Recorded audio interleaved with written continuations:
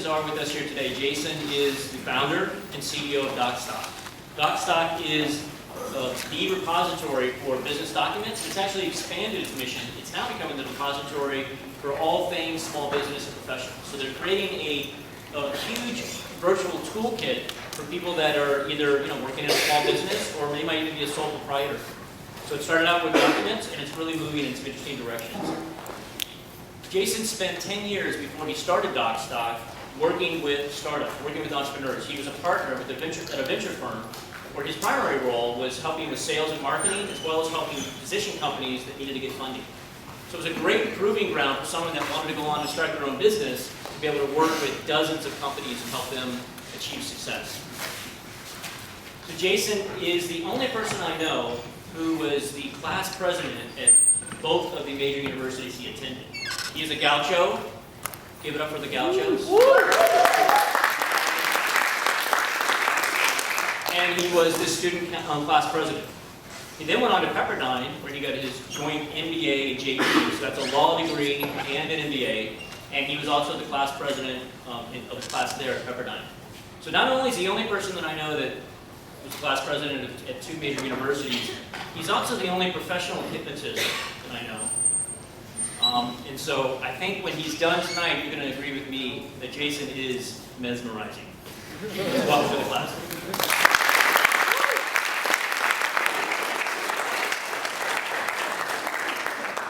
John, I think you're the first guy that's ever called me mesmerizing. Hopefully the last male that calls me mesmerizing. Hi, I'm Jason. Nice to see you all. So we're going to get to be good friends. We're going to spend the next hour and a half together. And I've got a couple goals. My first goal is not to bore you, because the majority of classes I was in, and I didn't go to a lot of the classes that I was supposed to, I was really bored at. So that's my first goal. My second goal is to make sure that you leave here with some really, that you leave here feeling like your life is better than it was an hour and a half ago. And my last goal is to help you get every single thing you want out of life. And I actually think I can do that. But I can only do it for probably 5 to 10 of you. And the reason I can only do it for 5 to 10 of you is because only 5 or 10 of you are going to do the things that I'm telling you that the most successful people in the world do. I don't know what 5 to 10 of you it's going to be. I can't look at you. You can't talk to me afterwards. The only way we'll know is in time. But I think that I can help you get the things that you're looking for in your life. And I know a lot about what you're thinking about. I know that you're thinking about what kind of job I'm going to have when I leave this experience. What's my life going to really be like in 5, 10 years from now? Am I ever going to feel like I'm going to fit in and find my place? Am I going to have sex tonight? Am I going to have sex in the next 20 nights? Why did I have the sex with that person last night? And what I'm going to do is I'm going to tell you my story. And not because my story is important, because I'm really indistinguishable from any one of you. And I was literally sitting right where you were in this classroom in Broida just about 10 years ago, in one of these very seats, probably not paying attention to the person that was up here talking, thinking that I had it figured out and focused on something else. And because I was right where you were really not that long ago, and because there's nothing different about me than any single one of you, I think the lessons that I've learned in my journey in the last 10 years are going to be especially important for you. And that's what I want to share with you tonight. So the context of this talk is really about specifically how to be successful in business and the lessons that I've learned along the way.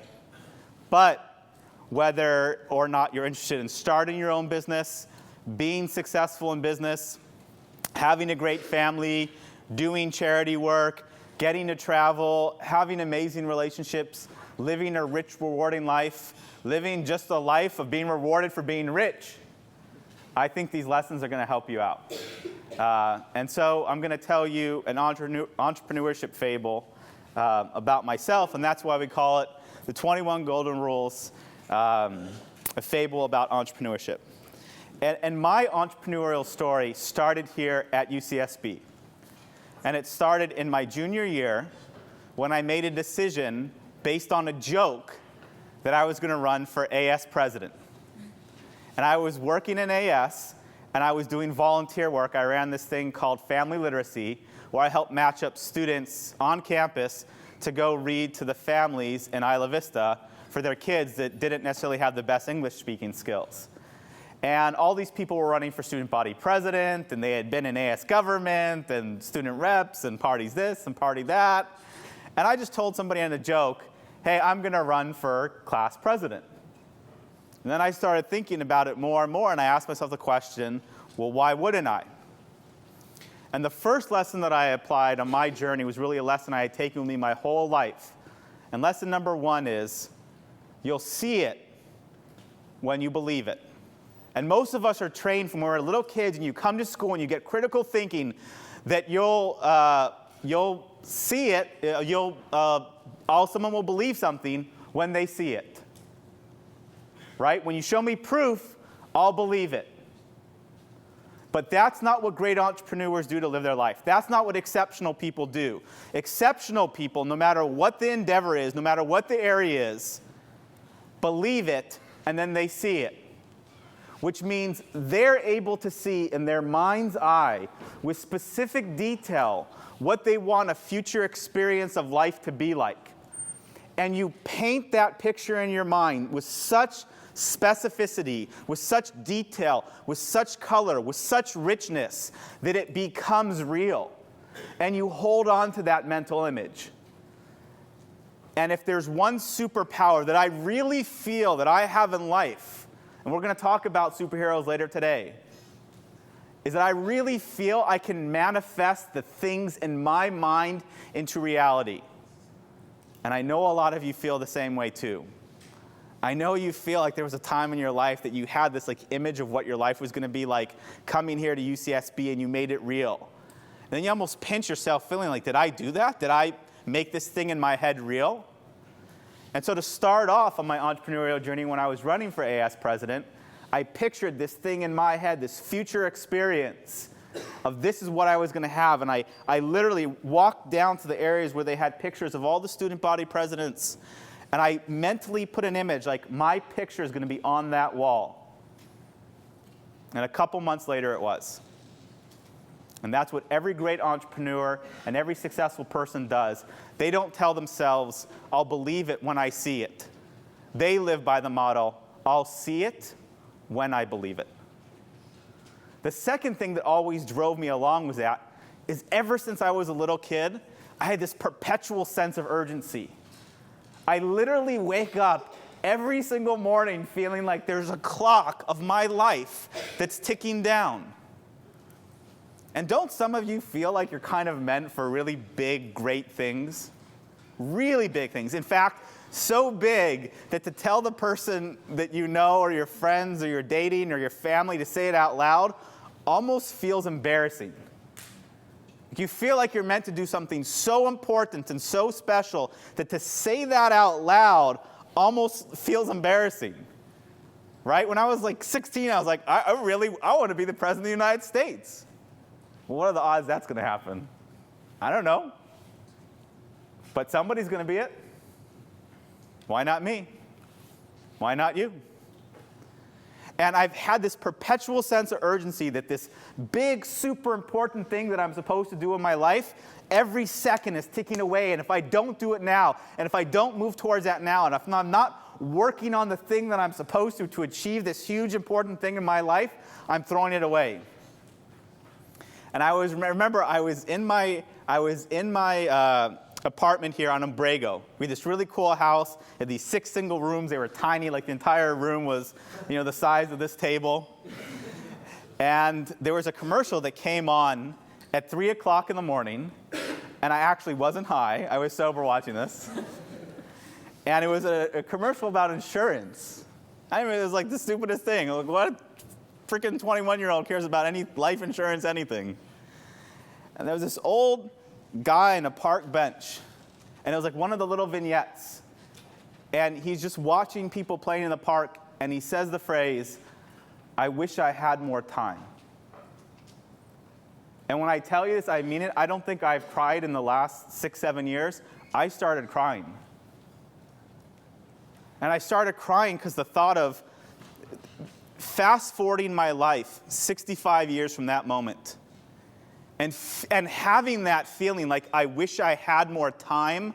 I wish I had more time because I didn't do all the things in life that I wanted to do, struck me like somebody taking a sword and putting it in my gut.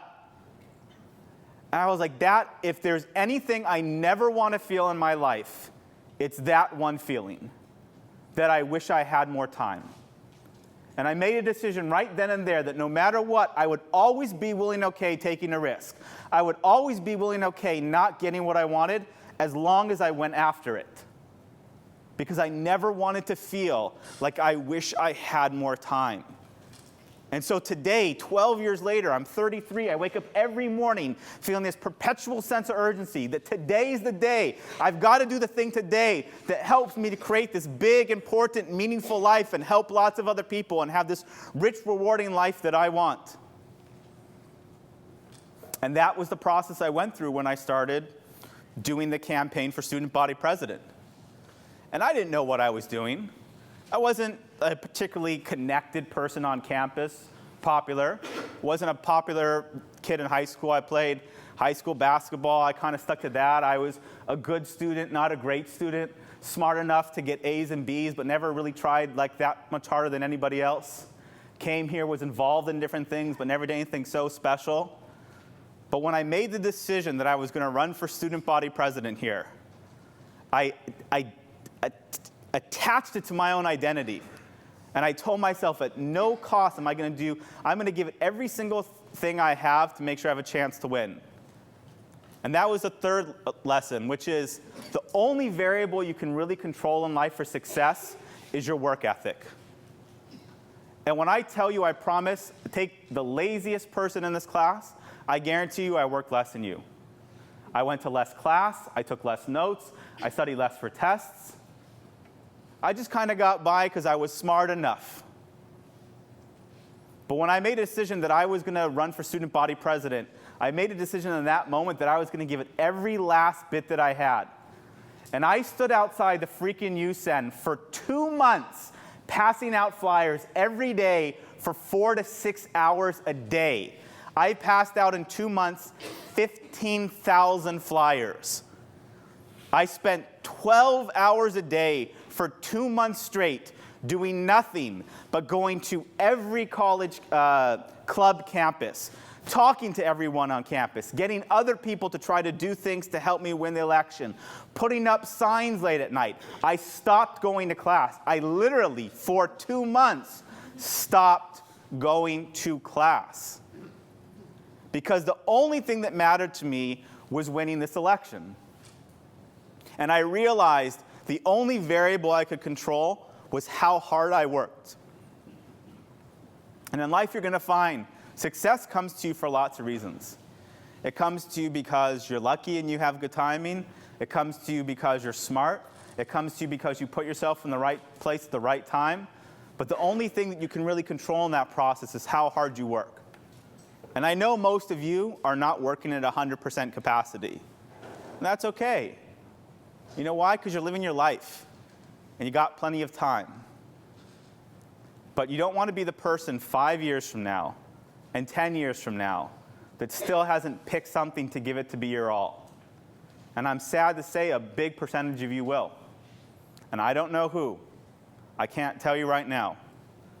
But I know a lot of you are going to be in your mid-20s, and you're going to feel totally lost, and you'll have skated by here at UCSB, and you'll be that same person 5 years from now.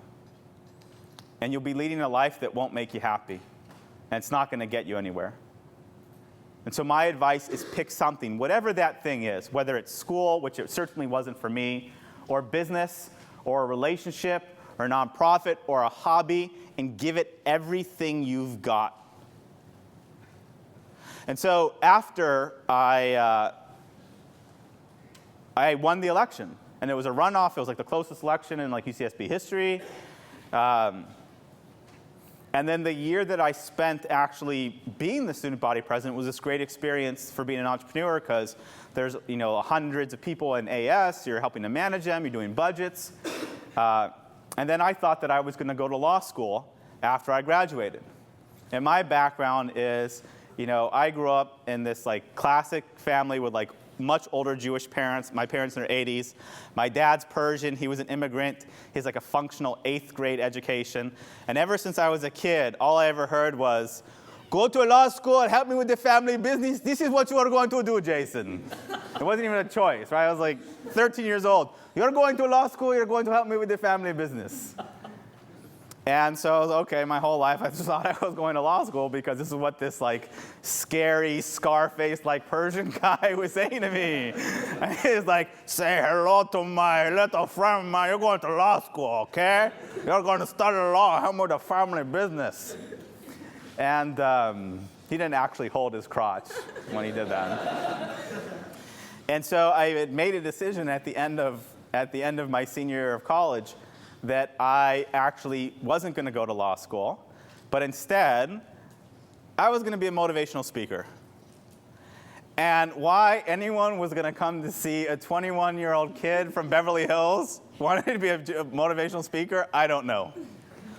But I just started telling everyone that I knew that I was going to be a motivational speaker. And I remember I was at an event here on campus. It was that the chancellor put together, and I was invited because I was the student body president.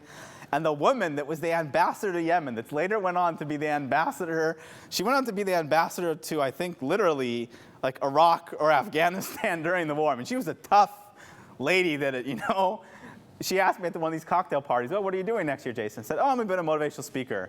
And she spent the next 15 minutes grilling me, like, who's going to come see you speak? What do you have to talk about? Like, who's going to pay you money? What makes you qualified? And I just said, I don't know, but I'm going to do it. And what was really important about that is there's two camps, there's two thoughts that people are going to tell you about how to set goals. Some people are going to say, hey, when you've got a goal or when you've got an idea, don't tell anybody. Keep your idea secret. Don't tell people your goals. They're going to take your ideas. They're going to shit on your goals. They're going to tell you you can't be successful at it. And yeah, that's going to happen. It will. And then there's this other camp, which is when you have an idea, a business idea, or what you want to do with your life, share it with lots of people. And share it with lots of people because you're going to get good feedback and ideas. But there's another reason why it's really important once you make a decision what you're going to do, to share it with other people. And that's because you create mental contracts. You now have social pressure on you to go through with that thing that you said you were going to do. And if you're a person of any integrity whatsoever, and you tell all these people in your life, I'm going to do X, and then you don't do it, you're going to feel like a douche. I'm just saying, you're going to feel like douchey McDoucherson douche the third. And so my thought process was I'm going to tell all these people what I'm going to do. And so I just started telling them I was going to be a motivational speaker. When I graduated, I found this company that ended up getting bought by Monster.com that was hiring people to go talk to high school and college students. It's like, I could do that. So they got me to do that.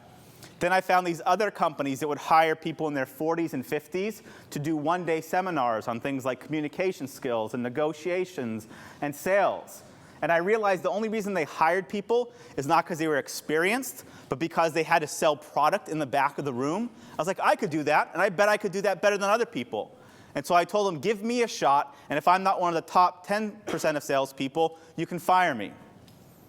And then I did do what John said, which is my last year of college, I took a weekend class in hypnosis. And for 1 hour in that weekend class, they said, how to do a stage hypnosis show. And the very first stage hypnosis show I ever did was because buddies of mine, I was in the API fraternity for like a year, and they asked me after I graduated if I could do a show for them in UCLA, and I said, okay.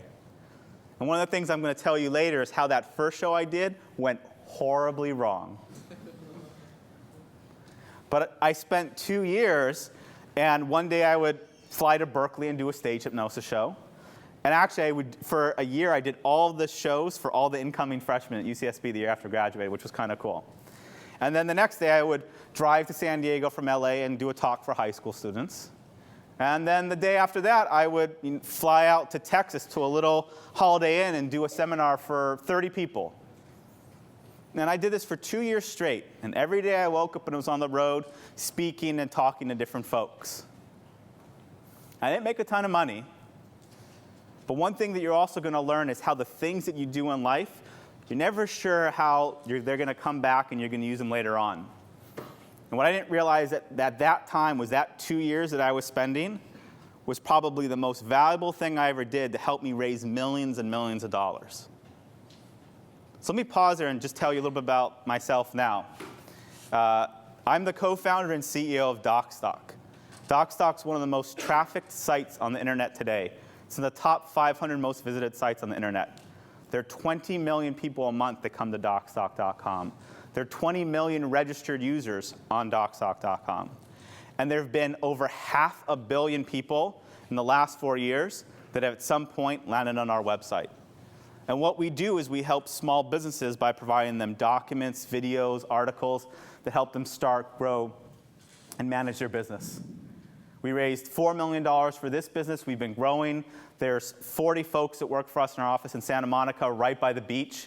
After I finished this beach school, I went to another beach school. I went to Pepperdine for business school and law school. And it was while I was going to business school and law school that I started working on Docstoc.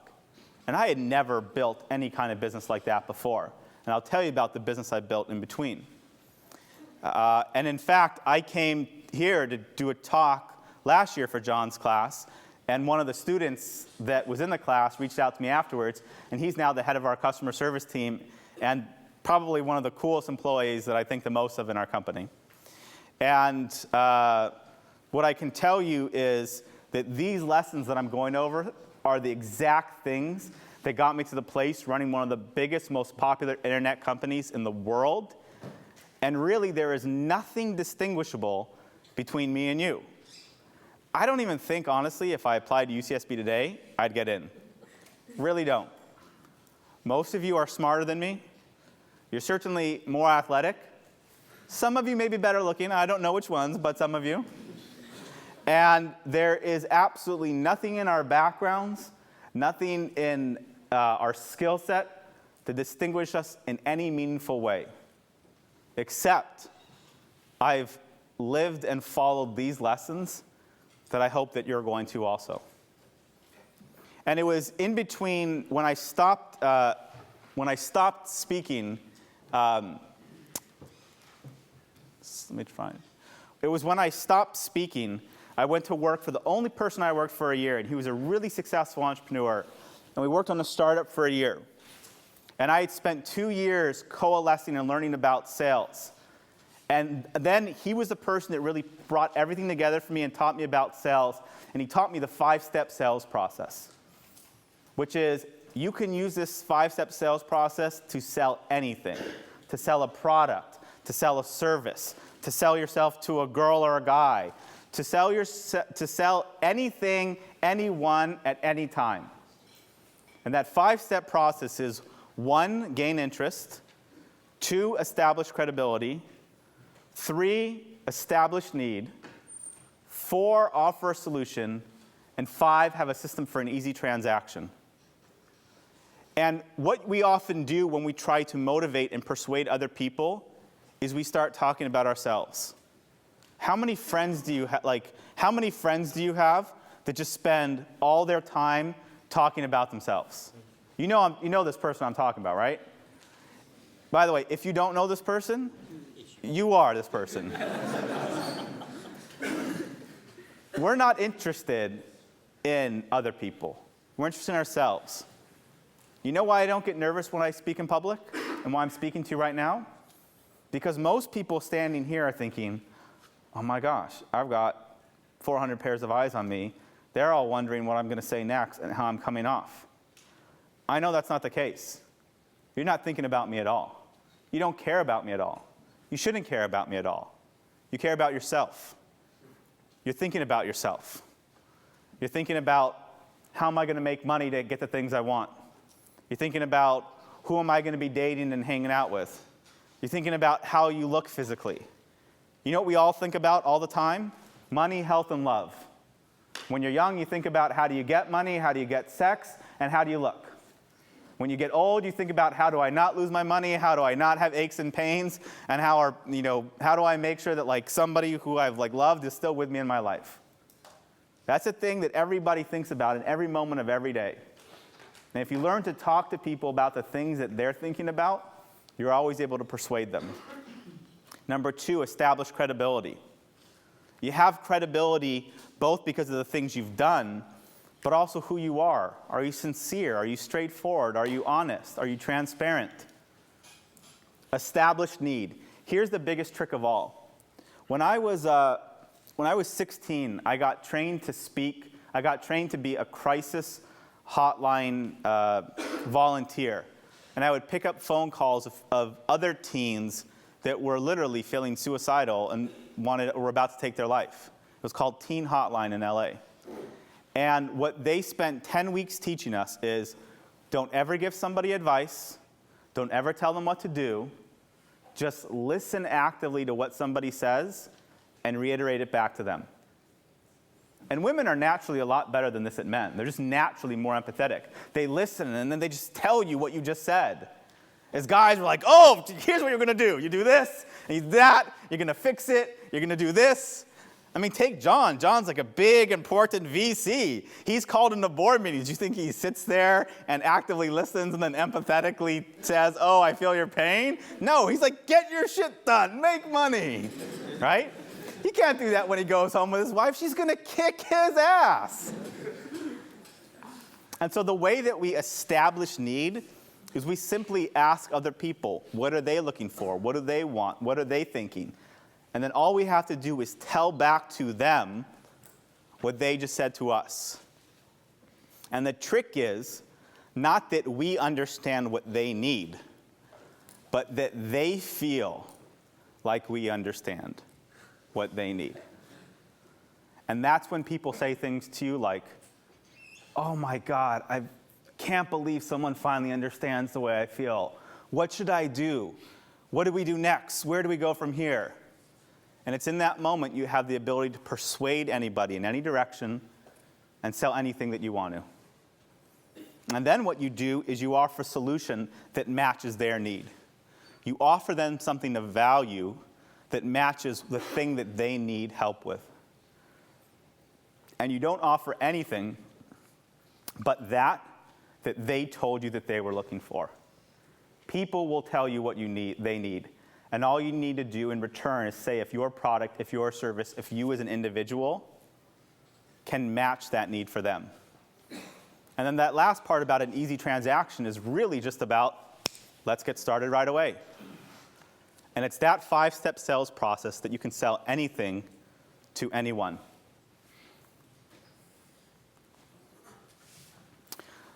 So when I was in grad school, my first year in business school, I spent, as John said, I ran for student body president in business school.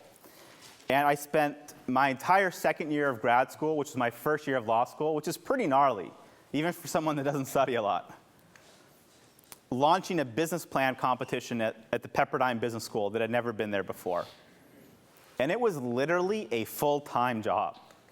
I spent 30 hours a week as a first-year law school student, 6 months of my life, getting a business plan competition launched that, by the way, is 8 years in now and still going. And it was only when I finished that thing that I sat back and I felt like such a stupid jerk. And I thought to myself for the first time, I'm 26 years old. I still haven't done anything in my life that's really built a lot of financial wealth for me. I'm running for student body presidents. I'm the head of these clubs. I'm freaking spending my time doing a business plan competition. Why aren't I putting this energy and effort into starting a business? And that same effort that I could have put into all these things, I could have put into doing something big and huge and important for myself. And that's when I realized that all effort is equal. The same raw effort it takes to start a college club or to plan a party for your fraternity is the same raw effort it's going to take you to build a billion-dollar business or change the world. Now, you may need different skill sets. You may need to take a different path. But the output of effort, that variable of effort, it's the exact same. It's that same amount of effort, which means dream big. Don't set your sights short. The same effort it's going to take to get all A's at UCSB is the same effort it's going to take to do the most amazing, incredible, big thing that you could ever imagine doing in your life ever. And if you've got that sense of urgency like me, you're going to want to do it now. And John's not going to like this, but my advice to you is stop spending time on schoolwork. It's not going to get you anywhere. No one cares about your grades. I've never asked anyone I've hired, what did you fucking get in school? I don't care. What I do care is what they've accomplished in the past. And the same effort it's going to take you to excel in this class is the same raw effort it's going to take you to achieve any goal that you think is the biggest, most amazing thing in your life. Because effort is equal. When I was, so it was then I realized I'm done. I'm done starting college campuses. I'm done student body president. I was like, am I going to run for the law school president? Like ego, hey, 3 out of 3. Screw that. I started a business. Like, that's it. Going to business. I had a buddy of mine. He had just finished business school. We went to business school together. I was coming up with the end of my first year of law school. I was like, you know what? I bet we could start a business doing consultancy to write business plans for the people. And he's like, we've never written a business plan before. I'm like, it doesn't make a difference. You know why? Because I knew you don't have to have a product to sell a product. This was the first important business lesson I ever learned. You don't have to have a product to sell a product. So let's start with services, because services are easier. A lot of times we tell ourselves, oh, I've got to learn all these things, I've got to do all these things, I've got to figure these things out before I'm good enough to be in business. It's BS. The first business plan I ever wrote was for somebody that paid me $500 to do it. Not a lot of money. Right? I'm not, my Roth IRA hasn't kicked in and I'm, living large on it. But you don't have to know how to do something to sell that as a service. And you don't have to have a product to sell a product. And what amazing entrepreneurs do, and we'll talk about this in a moment in another context, is they're able to describe their product in such detail and with such fashion that people want it. And the biggest mistake that you'll see really successful people do, and the people that will make this mistake the most are the smart people. The people with degrees and PhDs and law degrees and fleas and hoo-hee-hees. They'll always overestimate demand. You know who doesn't overestimate demand? Hustlers. You know why? Because they've had to hustle. Are you a hustler, baby? The biggest mistake that people make is overestimating that people want their shit. Your shit isn't that good, let me promise you. Nobody's is. But everybody thinks when they start out, oh, I'm going to build this thing, I'm going to create this thing, I'm going to sell this thing, and everybody's going to want it. And even today at Docstoc, we sell products that we don't have. We're doing it today. We have an idea for a new product today, a piece of software, and I'm not going to build it out. You know why I'm not going to build it out? Because I don't know if anybody wants it. I have no idea. Because I don't think my shit's that good. I don't know. So what we did is we put up a web page that describes the product, and there's a link that says buy, and you have to put in your credit card. And then when you put in your credit card, at the end, there's a message that comes up saying, oh, hey, sorry, we don't have this product. Your card wasn't charged. Oops, my bad. Right? Rick Perry, oops. Oopsie. And what we do is we buy traffic into this page. We're going to spend about $10,000, and we're going to drive 20,000 users into this web page. And we're going to see if 1, 2, 5% of people that see that web page want to buy the product. And if they do, we got something. Let's go build that product out. If they don't, if 1 out of 20,000 people want it, why are we going to build out the software product for anybody? You don't have to have a product to sell a product. And that was one of the most important lessons I learned from starting this little rinky-dink consulting shop, where I realized I didn't have to have experience. I didn't have to be out of school. I didn't have to have all this amazing skill set and other clients. I just had to have the ability to sell myself. And it was when I was can you pull it up? It was when I was in this consulting firm. It was called Venature. And John gave me way too much credit. It sounded like I was some venture capitalist. I was hustling to get people to give me $500, $1,000, $1,500 to write a business plan, to do different things. We had one client, we spent 2 weeks setting up their freaking Sprint phone service because that's what they needed. It turned into a glorified temp. I was getting like a business degree and law degree. I spent 2 weeks on the phone with some lady, in Texas, like, your Sprint account is not set up yet. I was like, damn you, lady. I'm running a consulting company. The Word document? Oh, the PDF? And if you maximize it, and I just saw all these people make these mistakes in their business. And this is, if you're going to start any business, the 10 questions you've got to ask yourself. First, and by the way, if you need to write a business plan, you don't need to go farther than writing these 10 questions. And you don't need to go farther than addressing them in a few bullet points on a slide. And if you have a 15-slide PowerPoint deck with lots of pictures and very little text, that's the entire business plan you need to ever raise any money. And people like John, who went to lots of grad schools and are super smart and educated, smartersons, you know what they like? They like kids' storybooks. They like opening up a PowerPoint with lots of pretty pictures and a little bit of text, and if you give them a lot of text, they're not going to read it. So the first thing is you want to describe what is your product or service. Explain it to me like I'm a 5th grader, such that I could explain it to another 5th grader and it made sense. If you can't explain your product and service to a 5th grader, such that they could explain it to an adult and someone could understand it, your product or service is too complicated. The second thing is, what's its unique value proposition? Very simply, what makes it different or better? What makes your product or service different or better? Not the first of its kind. What makes it different or better? Facebook was not the first of its kind. Groupon was not the first of its kind. They were different and better. What's the market opportunity? What problem do you solve? How many total dollars spent a year are into the category you have? Who are your competitors? How fast is the market growing? How do you make money? Is somebody going to hand you money for it? Is it a subscription service? Is it ads? How do you make money from your product or service? You will be very surprised how many people don't even think how they're going to make money from their product or service. Who's the management team? Who's running it? What's the strategy? What's your strategy is very simple. What's this business going to be like in 10 years from now? And then the second part of your strategy is, what do you need to accomplish in 3 months, in 6 months, 9 months, and 12 months? That's it. That's your strategy. You know what all these strategy consultants are? They're dummies.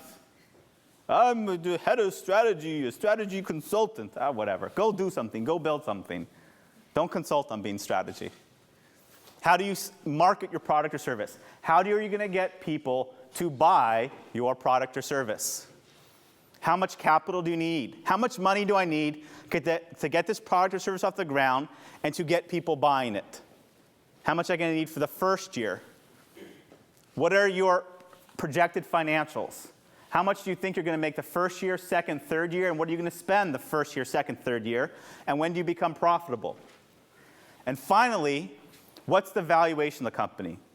Which simply means, if you're going to give up a certain percent of your company, how much do you want back? And that's it. That's the 10 questions to consider when you're starting a business. And if you follow those 10 questions, and write them out in a PowerPoint deck, you will have a better business plan than the vast majority of most entrepreneurs that come to my office, and I've seen probably hundreds of businesses pitched in the last year alone. And here was the last big thing I did in the school process, and I still do it today, which is court mentors. And I'll tell you the secret of what I did in grad school and how I raised over $500,000 within 4 weeks of graduating law school, having never raised money before. We've established I didn't go to a lot of class, right? I think we got that down. I didn't take a lot of notes. I didn't do a lot of homework. I didn't read a lot of cases. I wasn't that guy. What I did do is every single week, I would meet successful people and alumni from my school or from the community at large. And it changed. And sometimes I thought I wanted to do real estate, and so I met real estate people. And other times I thought I wanted to start a business, so I met those people. And sometimes I thought I wanted to go into politics, so I met and talked to those people. And I went in their office and I asked for a half-hour meeting. And you'd be surprised when you call somebody up and you say, "Hey, I'm a student," it's like magic. People will take meetings with you if you're a student, or especially if you're a student at your school. I mean, if any of you call me up like, "Hi, Jason, I'm a student at UCSB. Is it okay if I get 20 minutes of your time?" UCSB, that's awesome. Come on in. Someone could be trying to sell me data servers, and I was like, there's a veiled wall. I'm like, there's no way this person is ever coming to see me. You're a student at UCSB? Awesome. Come on in. I'm making the time. And I knew this. I knew this trick. And so I would call other alumni, and I would ask to come in. And I didn't ask for anything. I didn't ask for a job. I didn't ask for anything. I just asked them to tell me their story. And we talked for about 20, 30 minutes. I was respectful of their time. And then at the end of that, I asked every single person, "Would you consider being my mentor?" And I promise you, I had a 100% ratio of yes.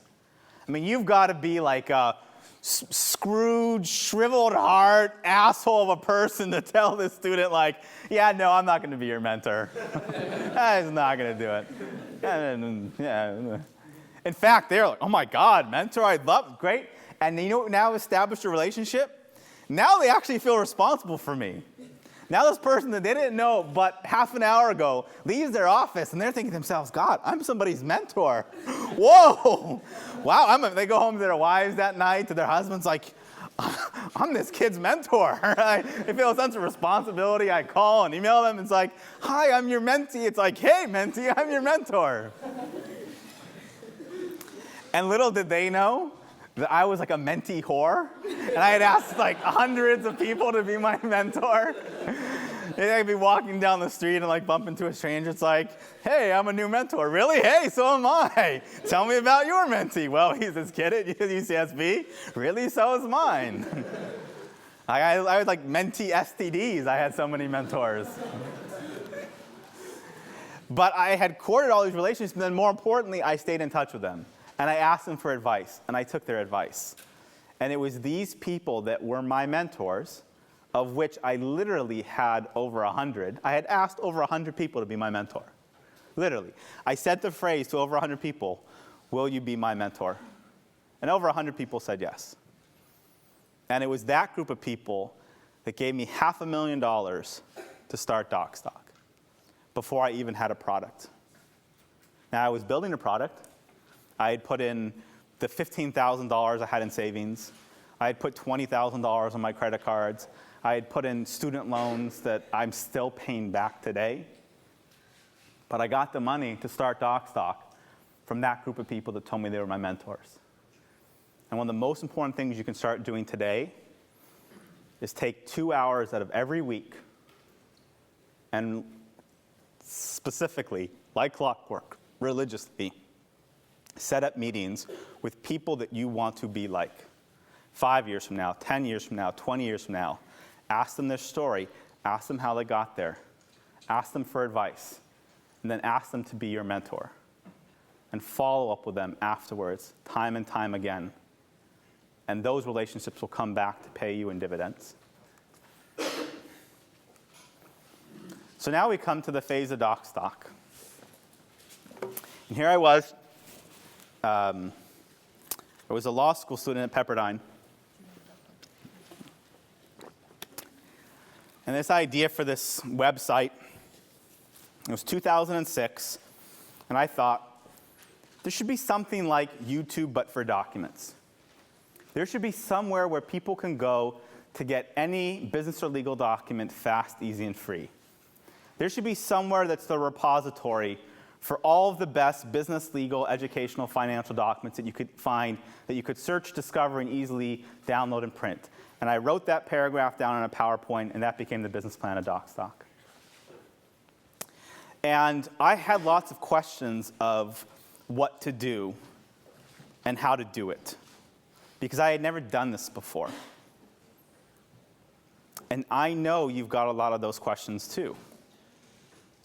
I know you have questions for the big things you're trying to figure out in your life about what to do and how to do it. And let's just take probably one of the biggest questions, which is, what the heck are you going to do when you leave here? When you're not being told every day what to do, and when you don't have classes to go to, and when you don't have 20 other thousand people your own age going through their own experience hanging out with you, what are you going to do every day? What's that first job going to be like? What are those first 2 years going to be like? And what do I do, and how do I do it to make sure I really get to have the experience that I want? And those are good questions. They're fine questions. But they're not the right question to ask to start. The only important question to ask to start is why. Meaning, what's your why? What's driving you? What's your passion? What's your why for doing that thing that you say that you're going to do? Because if you don't have a big why, and if it's not pushing you forward and driving you, you're always going to use the what and the how as an excuse for not doing that thing that you said you were going to do. I'll repeat that. If you don't have a big why, and if you're not connected to it, if it's not the thing that's driving and pushing you forward, you're always going to use the what and the how as an excuse for not doing the thing you said you were going to do. Oh, I was going to start this business, but I couldn't figure out how to do it. I couldn't raise the money. It's not true. Other people figured out how to do it. Other people have raised the money. You didn't have a big why. And the thing about it is, it doesn't make a difference what your why is. Your why can be that you want to be the richest person in the world. Your why can be that you want to build a product that helps millions of people. Your why can be that you want to give back to charity for the rest of your life. Your why can be that you want to become such a baller that you could get laid 5 times a day, every day if you want to. Your why could be that you want to prove yourself to your mom and dad. It doesn't make a difference what your why is. The only thing that makes a difference is that you know what your why is, that it's a big why, that you're connected to it, that you've written it down on a sheet of paper, that you've put it in your pocket, that you keep it close to you, because it's going to get freaking hard. It's going to get tough. The first 2 years of running Docstoc, I was in that office every day, 15 to 16 hours a day, 6.5 days a week. I started Docstoc at 165 pounds. I'm 205 now. I still work on average 12 hours a day out of our office. It is hard. Whether you're starting a business, want the job of your dreams, want the relationship, life is tough. And if you don't have a big why and know what it is and are connected to it, you're always going to use the what and the how as an excuse for not doing that thing that you said you were going to do. And that's why we start with the why. So what do you do, though, when you are first starting out? I mean, when I sat in these classes and I would hear people come in, and listen, by no means am I trying to say that I'm this crazy successful person, or even the successful person. I'm paying back student loans. I'm trying to sell this company to have a big financial outcome. I've got more money to spend at Freebirds than you guys do. I'm happy to take any of you guys to Freebirds afterwards. That's where I'm going. But I used to always wonder if people would come in and I hear these people talk, it's like, so after I made my first 10 million, this is then how I made my next 100 million. It's like, hey, Joker, how'd you make your first 10 million? How'd you do that? How when you don't have money, do you build or make something that makes any money? Like, why is everybody skipping over that part? Tell me how you first started making money. What was that very first thing that you did that you started making money? To then you had all this money to make more money. And I can tell you the situations that I did, but that's less important than telling you how people do it, which is they sell ether. Great entrepreneurs, great leaders, great politicians, great religious figures sell ether. It means they have the ability to sell a dream. And when you don't have money, when you don't have resources, when you don't have cash, when you don't have experience, what do you trade? What's your currency? How do you get people to do things, right? Docstoc makes millions of dollars a year now. I can pay people to do stuff. I don't need ether. I've got money. Money works pretty well. It's a pretty good exchange to get people to do things they want. Hey, I want you to do this. I'll pay you $10,000. Okay, good deal. If I wanted a Freebirds, if I offered any of you $5,000, you guys are going to raise your hand. Somebody's get me a freaking Freebirds. It works. But I bet you I could get somebody to get me a Freebirds off of ether without any money. So what does that really mean? Selling ether means you have the ability to sell a dream. It means you can paint a future experience for somebody in such specific detail, with such specific color and intricacies, that it feels like a real currency, that it's not ether, that it feels tangible. And you paint a future experience for somebody.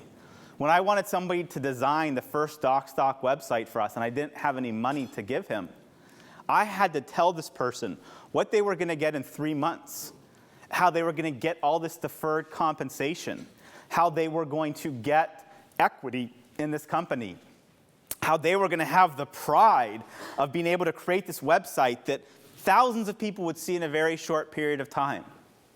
And I painted that picture. I took that ether and I put it in very specific detail.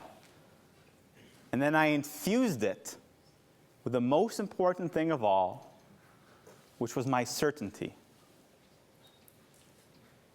And it's your certainty that makes ether a real, tangible entity, such that it becomes a currency that you can trade with other people to get them to do things for you before you actually have the resources and the money to pay people in a currency that they're used to.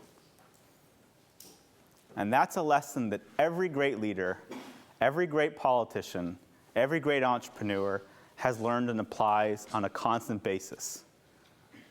They know how to sell ether.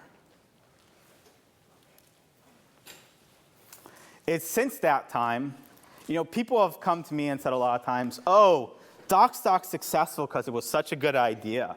Docstoc's such a great idea. Docstoc's a lame idea. A place where you can get documents? The freaking internet was invented as a place to get documents. Google calls web pages documents because the internet was invented as a place to freaking share documents. And me, 30 years later, I'm like, hey, here's a place to share documents. Duh, not a good idea. But probably okay execution. A lot of you are going to come up to me after this talk, and you're going to say, hey, Jason, I got an idea. I want to run it by you. Can I tell you my idea? Sure. Tell me your idea. I'll tell you in response, I have no freaking idea if it's good or if it's bad. It can sound like it's good. It can sound like it's bad. I've seen some of the stupidest ideas that I thought would never work become some of the biggest businesses. And I've seen some of the best ideas I thought turn into crap. Ideas do not make a difference. Execution does. I can take the smartest, hardworking group of people in here, and I can give you the dumbest shit idea, and you're going to turn it into something successful. And I can take the laziest, least productive of you and give you the best idea, and you're not going to turn it into anything. Ideas don't make differences in business. Execution does. Don't get too caught up on your idea. You know why this is also important? Because we all say to ourselves, oh, I'll do it when I don't have an idea yet. You know how many people have come into my office and said they want to be an entrepreneur? They're just not doing it because they don't have an idea yet. Like, this is the stupidest thing I've ever heard in my life. You don't have an idea. Look at any successful business and just do it different or better. I would never want to start a business that no one's ever done before. You know why? Because no one's ever done it before. I don't want to have to figure it out. I want to take something that somebody else has done. I want to do it different. I want to do it better. And I want to freaking make money on it. I want to help some people. But I don't want to have to figure it out myself. Ideas do not matter in business. Execution does. When you first start out, the other key thing is the power of now. If you want something, you gotta want it now. Speed and momentum are key. What happens is, as an entrepreneur, you're running against the wind. And you've got to break through this windshield. And if you stop and try to start, and if you go slowly, the wind is going to break you down. The only way that you really get going as an entrepreneur is to jump into it. You know why most businesses don't succeed? Because they never get started in the first place. That's why most businesses don't succeed. Not because they get started and then they fail. They don't succeed because they were never started to begin with. And if you want to be an entrepreneur, if you want to go into politics, if you want to have a great job, if you want to get the girl of your dreams, then start working on it right now. Like, get up and leave and go. I'm not offended, I promise. Anyone who gets up and leaves to go do the thing that they want to do, you're okay in my book. Call me afterwards. I'll give you this presentation. It's on Docstoc, and I'll help you out. If there's something that's important that you want to do, you got to want to do it now.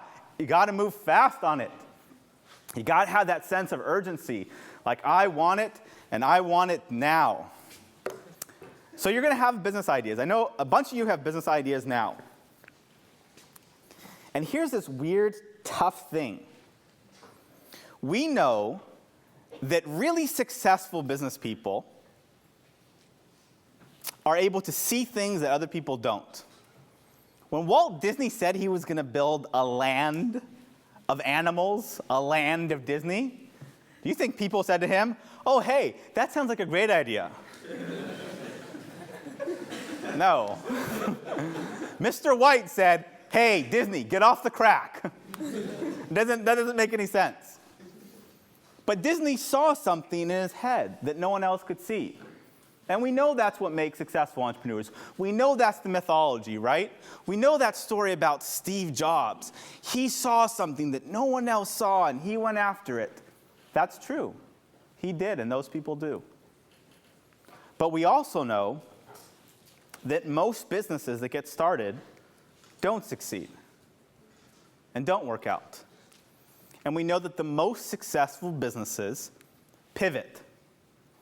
They become a different business than what they started out as. You know what Twitter started out as? It started as a company called Audio that was trying to do an MP3 music solution. That's what they raised money for. And the guys that had started it came from Google, and they sold the site Blogger to Google. And they raised $4 million or so to do the site Audio. And nobody wanted it. It was stupid. So the guy running Audio said to his entire team, take 2 weeks, come up with a new idea, come back to us. And Jack Dorsey and Biz Stone came up with an idea called Twitter. Twitter didn't start as Twitter. PayPal didn't start as PayPal. Groupon didn't start as Groupon. Show me 100 successful businesses, and I'll show you at least 75 that in some meaningful way pivoted from where they started. So how do we balance those two? How on the one hand do you be this really successful, visionary CEO type that sees things that other people don't, and even when people tell you to course correct and do things differently, you can see that North Star, while having the fortitude and wisdom to know when and how to change course. And the answer to that is the answer to the entrepreneur's dilemma, which is you stay attached to the problem you're trying to solve, but be very flexible in the solution to solving that problem. So the answer to the entrepreneur's dilemma is to stay attached to the problem you're trying to solve, but be flexible in the solution to solving those problems. A lot of you have got ideas for businesses right now, and I would bet 9 out of 10 of you the source of that idea is a great one.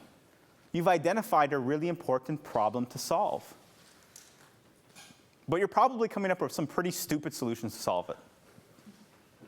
And that's just because you haven't done it before. That's okay, we all start somewhere. And what I often tell people is, hey, don't get discouraged if this website you want to build doesn't make any sense or someone's done it before.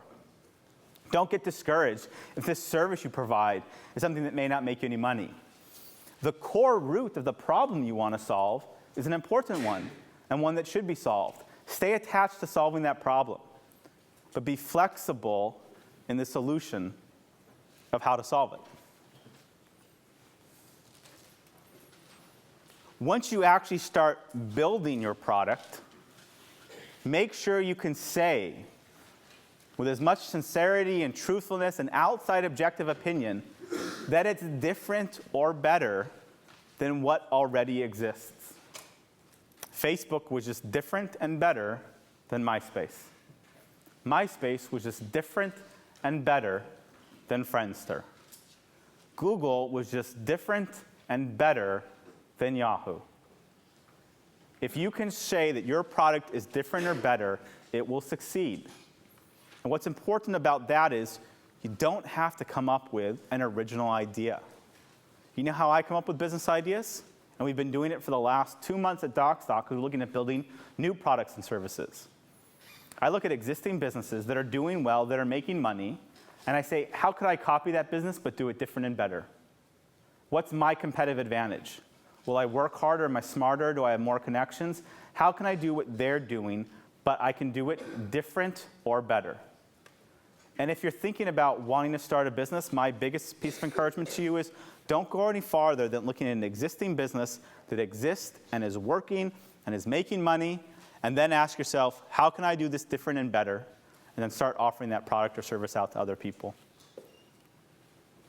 There's a great book out right now called The Lean Startup. And it's by someone named Eric Ries, and he was a CTO, and he started this chat client service.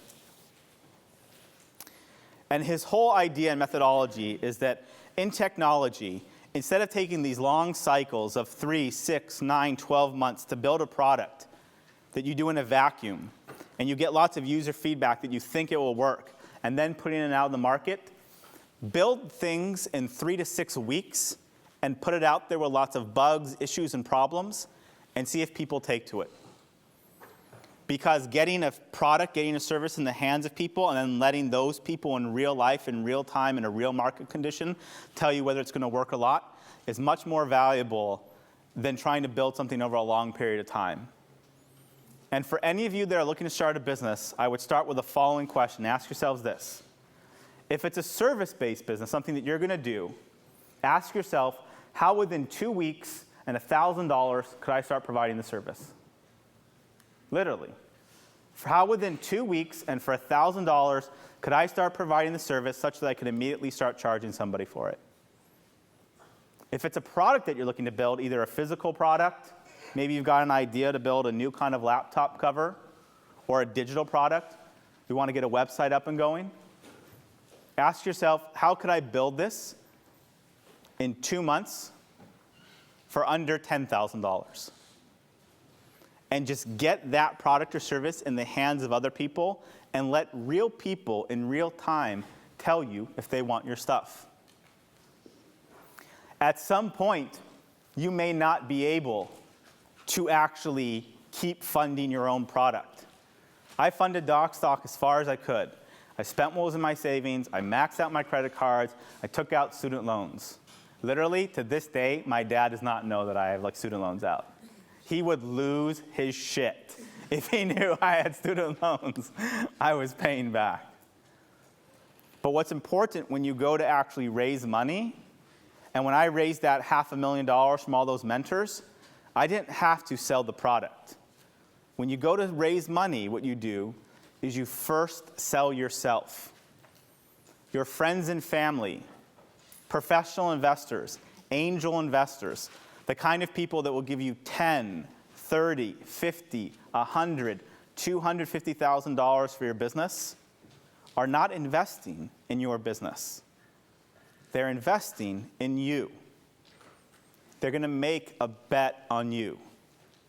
The people that gave me that first $500,000 to get Docstoc off the ground, most of them never even looked at the business plan deck for Docstoc. Most of them never even took the time to look at those 15 slides I put together. You know what they said to me? Doesn't make a difference what your business is, Jason. We're making a bet on you. And what you do when you go to raise money is you've got to realize you're always first selling yourself, which means we start off by being transparent and sincere and honest, and we tell people where we're at, and we tell them what we're going to do, and they understand our product or service.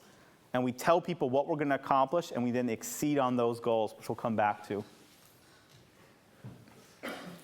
The best way to build credibility with somebody and the best way to raise money is to be sincere and to exceed expectations. And I know some of you want to raise money for businesses that you're doing, and I'll tell you exactly how you do it. And if any of you want to raise money from John Greathouse, I'm going to tell you exactly how to raise money from John. I'm going to tell you exactly. And I promise you when I finish saying this, John will say, I absolutely agree. The way you're going to raise money from John, and that he's going to give you thousands of dollars of his own personal money, or potentially millions of dollars that he's raised from other people who are called limited partners in his venture capital fund, is you're going to go to John, and you're going to say, hey, John, I've got this idea for a product or service. I think it can be a big business. In the next 3 months, I'm going to get it off the ground, and we're going to get the first 1,000 users using it. John will be like, cool, good luck. Let me give you some advice. And then you're going to go back to John, not 3 months later, but 2 months later. And you're going to tell him not only that you built that product or service, and it doesn't have 1,000 users, it's got 5,000. You know what John's going to think? John's going to think, wow, this person is already different than the 99 out of 100 people that come to me with their lame-ass Captain Crunch ideas, and they said what they were going to do, and they did it. And then in that next conversation, you're going to tell John, hey, John, what things do you think are really important and meaningful that we need to achieve in the next 6 months to scale this business? And John will tell you, you need this many customers, you need to make this much money, you need to get this much traction. And you're going to look John in the eye and you're going to tell him, John, in the next 6 months, I'm going to hit every single one of those goals. And John will think to himself, I hope this person does. And then you're going to call up John, and he's going to take your call because you asked him to be your mentor. And you're going to go back to him 4 months instead of 6 months, and you're going to say, John, remember we agreed that we were going to get our first 50,000 customers and make our first $100,000 in revenue? We've got 100,000 customers and $500,000 in revenue. And John's going to think to himself, this is something I want to be a part of. And then you're going to tell John, I need $1 million to really get this business going. And John's going to say, I'm going to give you that money. Is there anything I said that you disagree with? No. The way you get people to be money is you're sincere, you set expectations, and you over-deliver. I've never once told my board a meaningful metric that I didn't overachieve on. And that's because I manage their expectations by making sure I can deliver on things, by making sure I'm going to tell them I'm going to do things that I can over-deliver on. The single biggest way to build credibility with any potential investor or people in a life is to tell them what you're going to do in what period of time to get their agreement that what you're doing is a big, important, and meaningful achievement, and to achieve that in a faster timeline with better results, and to do it again, again, again, and again. If you're that person and you approach people that way, you can get anybody to give you any amount of money. So now we get to the part of, if you could pull up the presentation. We're starting to come to the end of the lessons.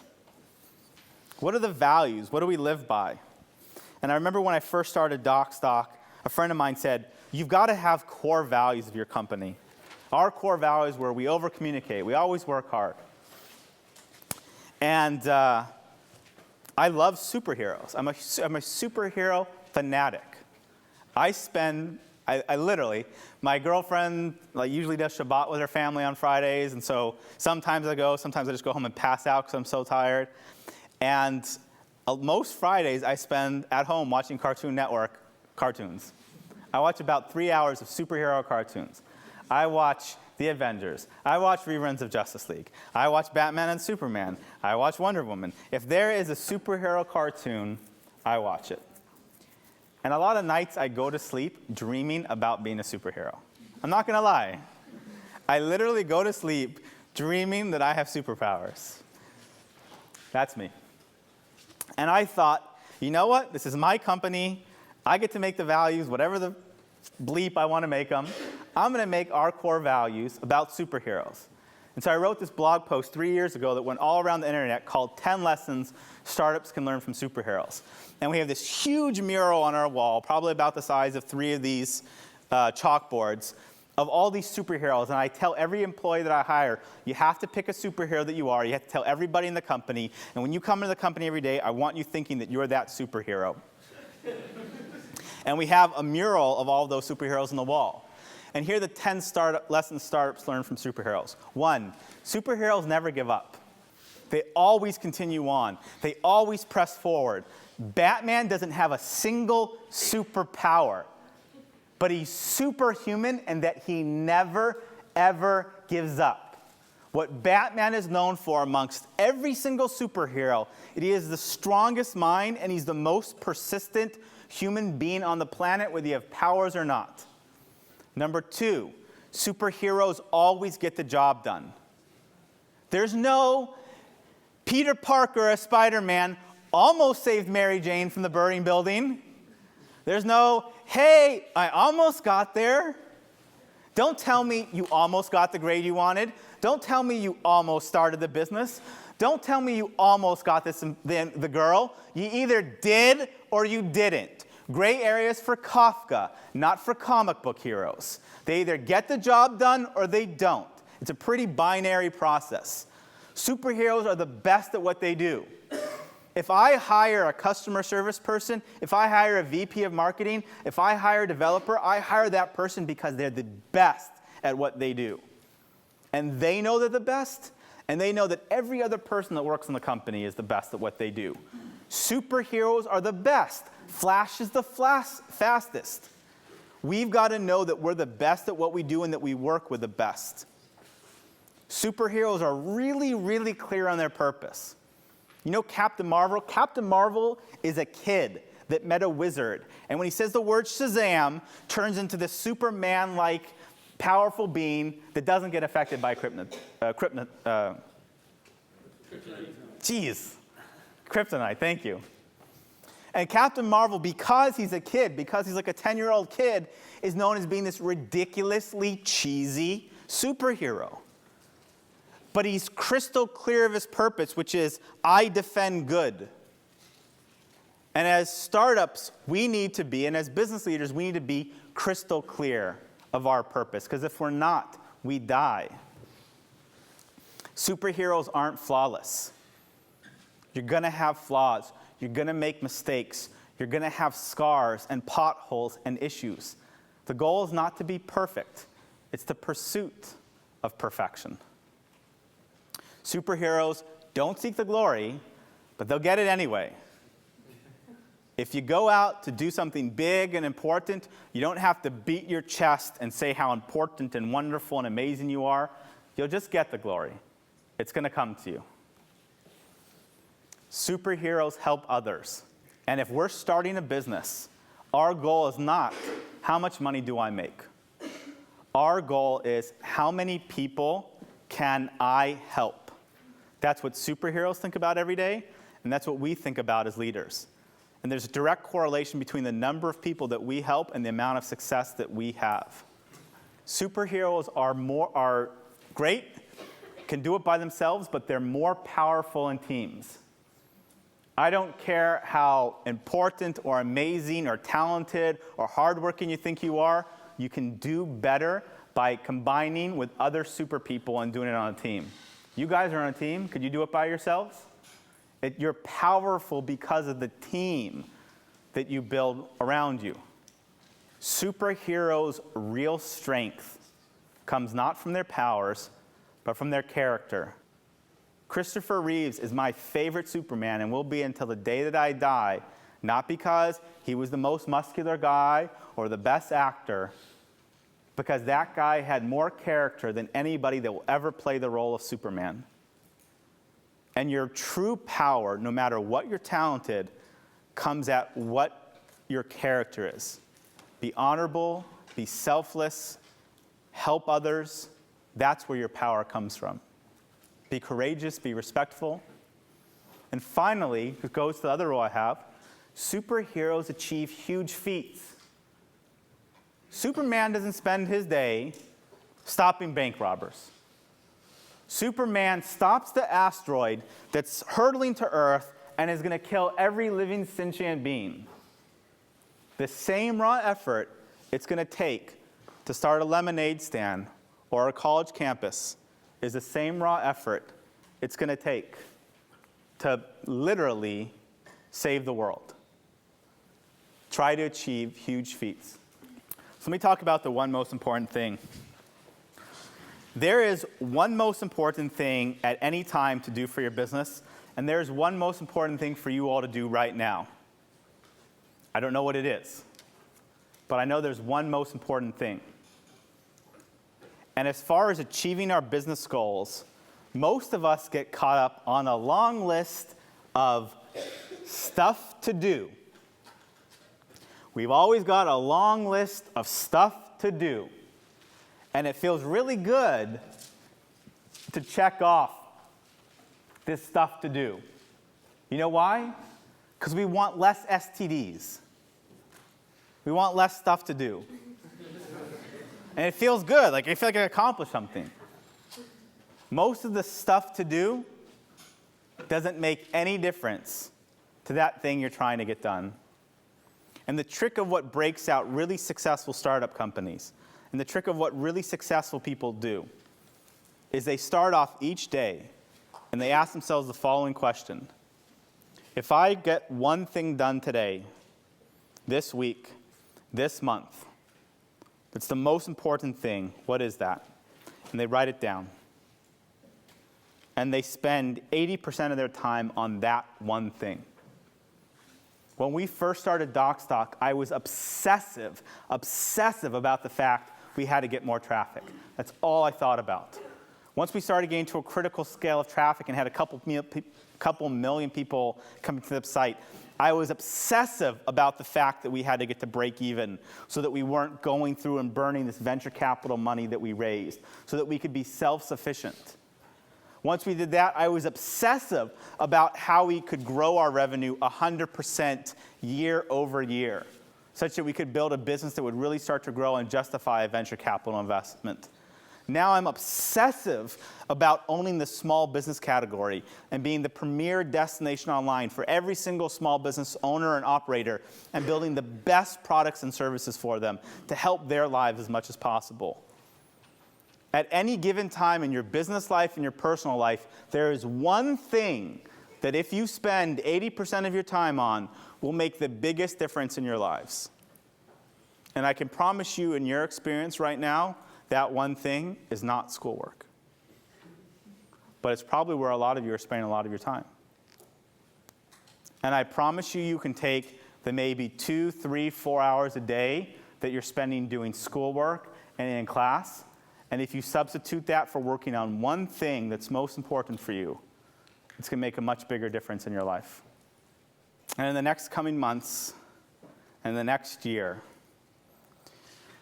you all are going to find yourselves in a lot of situations that you've never, ever been in before. And it's going to be really scary. And you're not going to know what to do. And you're not going to know how to do it. And there's not going to be any external proof. There's not going to be any validation that this thing that you're trying to do, you can actually accomplish it. But if you can see in your mind's eye that outcome that you're going for, and if you can infuse it with the most important thing of all, which is your own certainty. And certainty doesn't come from people telling us that we're great. Certainty doesn't come from external validation. Certainty comes from our own belief in ourselves. And I promise you, if you have that certainty in yourself, you will be able to have the life of your dreams and get everything you deserve. So that was my entrepreneurship fable, and I thank you for having me here today.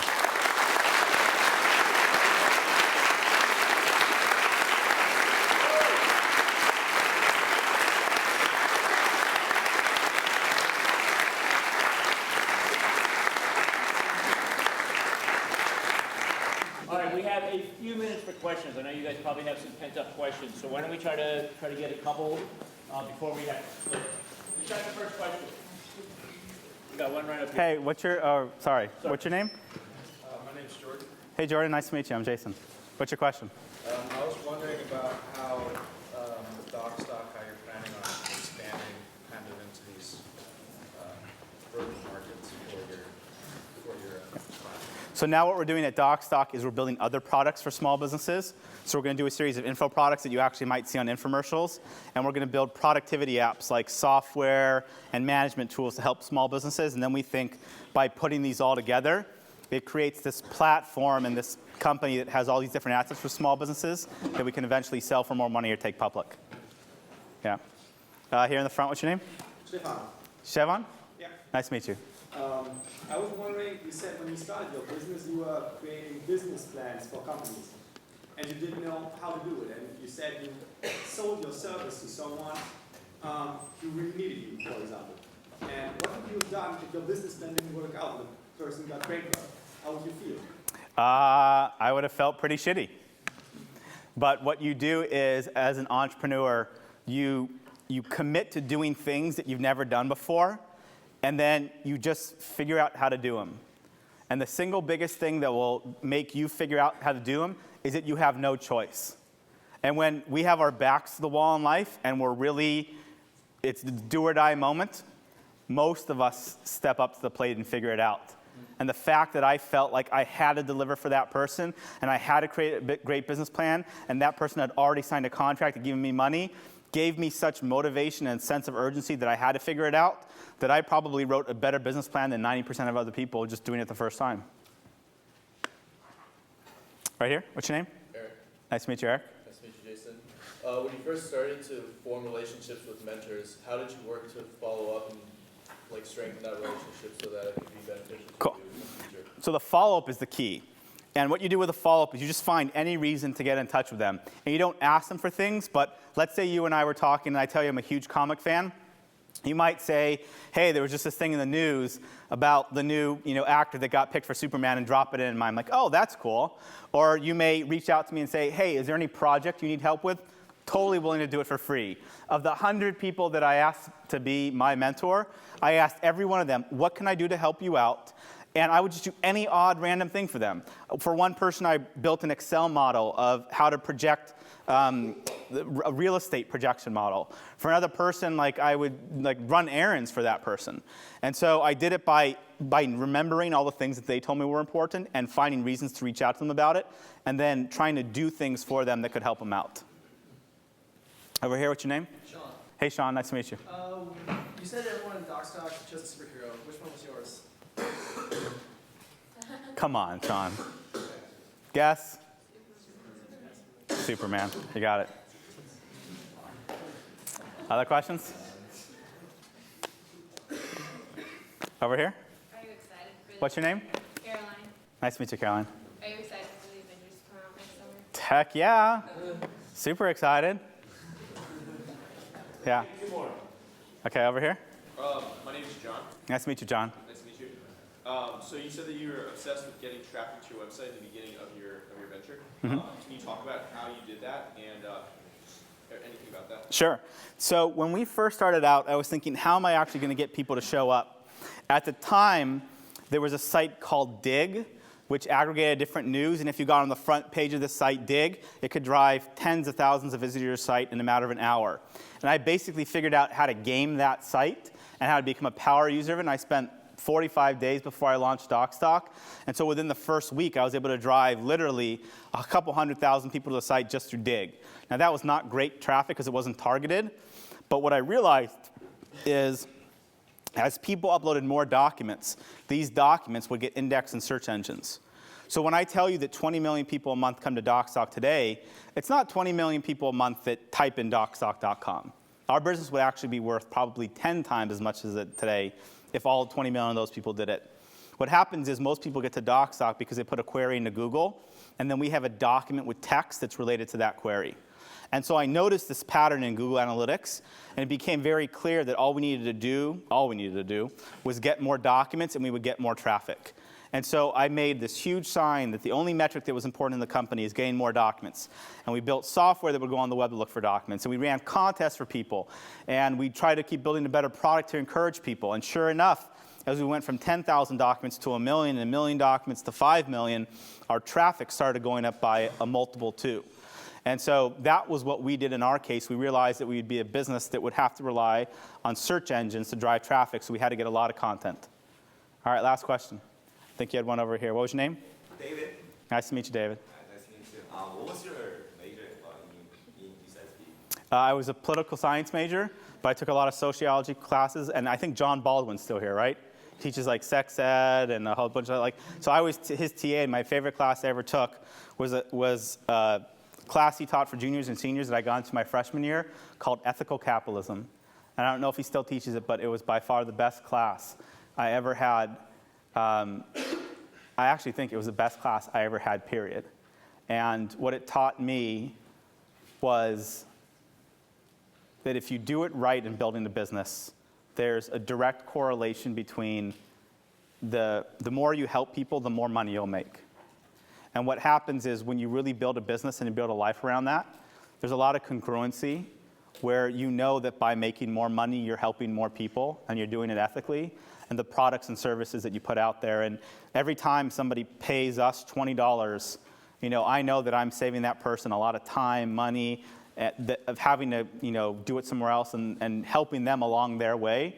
And I can feel really proud of every dollar somebody gives us because I know it's another person that we've been able to help. And so that was the best class I ever took here, and probably the best class I ever had in my, ever. So. Thank you, Jason.